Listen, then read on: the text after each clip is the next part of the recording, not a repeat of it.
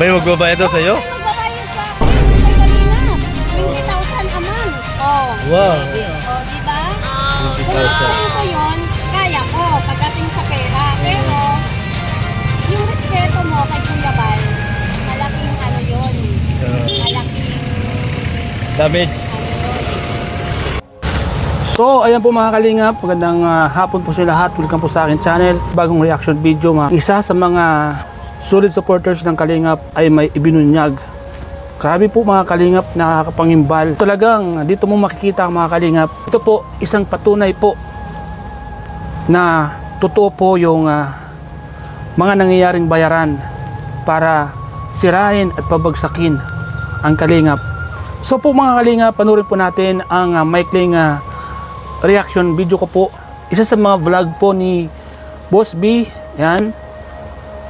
Krito Boss B Birador. Suportahan po natin ang kanyang YouTube channel. Siyempre po, isa sa mga ibinulgar po ni Founder Ann na kung saan siya po mismo ay inalok para bayaran, para sumunod sa mga antay sa gusto nila. So mga kalingap, dito po natin makikita talagang gagawin po nila lahat ng paraan para gawin yung mga bagay ng ganito. Mga kalingap, panoorin po natin ang vlog ko pong ito. So let's go.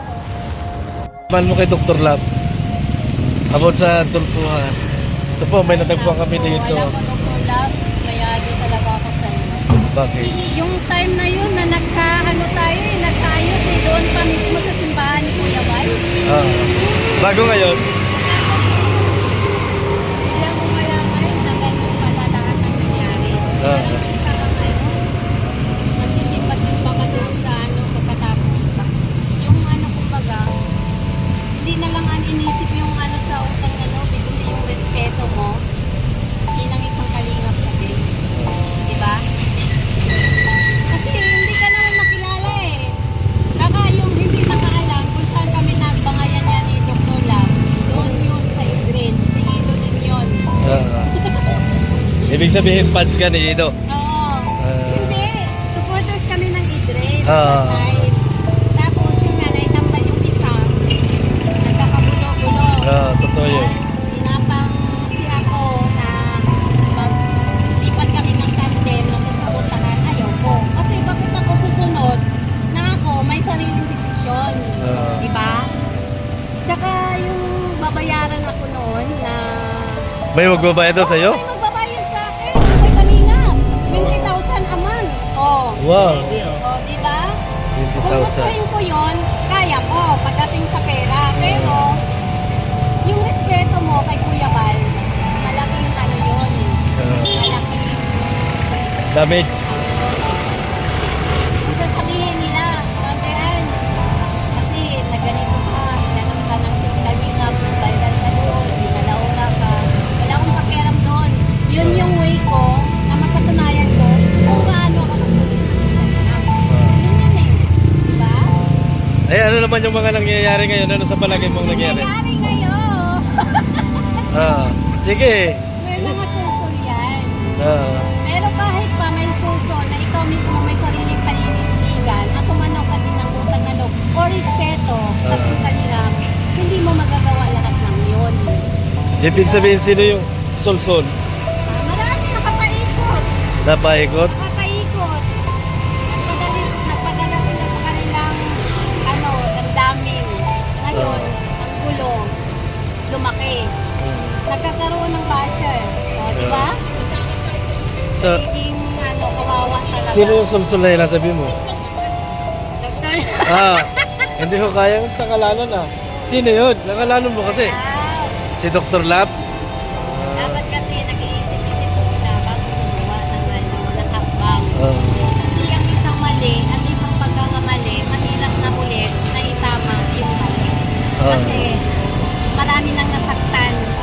Marami nang nasaktan na hindi lang ang Team Kalingap, pati kaming mga supporters. Kasi alam namin kung saan ka nagmula eh. Alam namin kung saan ka nagaling. Ano ang opinion mo na halimbawa bumalik si Dr. Lab at si Richie sa Kalingap? Ay, ang opinion ko. Ayaw ko silang i-judge. Ah. Kasi nandyan man, hindi man pwedeng diktahan mo ang Team Kalingap, especially si Kuya Bal. Ah. Ang opinion ko lang, nasa kanila na po yun kung ibabalik nila ang tiwala nila. Kasi minsan, ang tasa kasi kung may lamat na hindi na maibalik pa sa dati. Pero kung ikaw halimbawa, ikaw Kung na lang. ako, wag Ah. na. Kasi not only one, kundi paulit-ulit na lang ang Oo. ginawa na ganyan. Di ba? Sa kabutihan ng Team Kalingap, paulit-ulit na din ginagago. Paulit-ulit na din sinisirain. Pag kanya-kanya na lang. Pag ganon. Pero salamat sa support mo dito kay Kuya Ay, Bal. support talaga ako. Kasi mula noon pa naman talaga, sa akin talaga siya, ano talaga ang Team Kalingap. Si Kuya Bal, kahit pa pinagsabihan ako ng hindi maganda sa content, okay lang yun.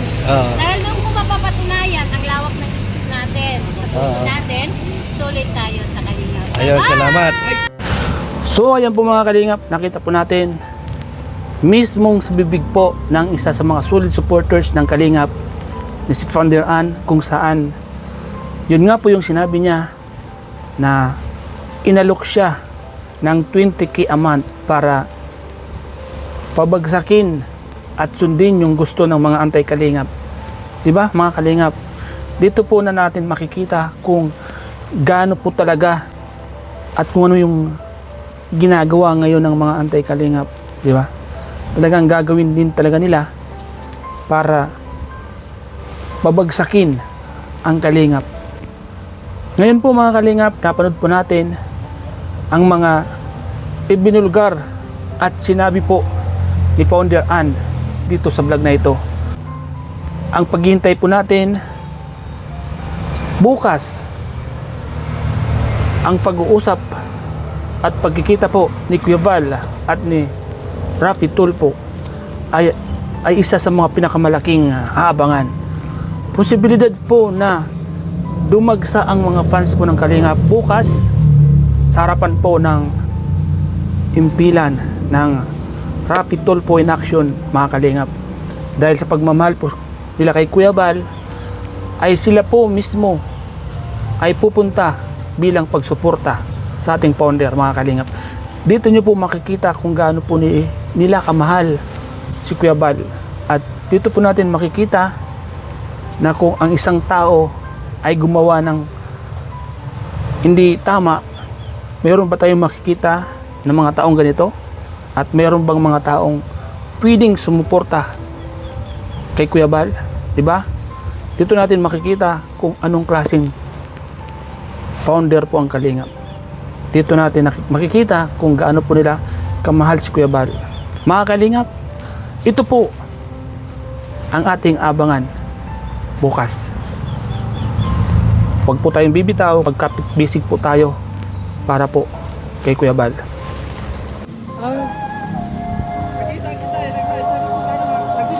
Di po, no? Sige po, thank you. Opo. Salamat, salamat.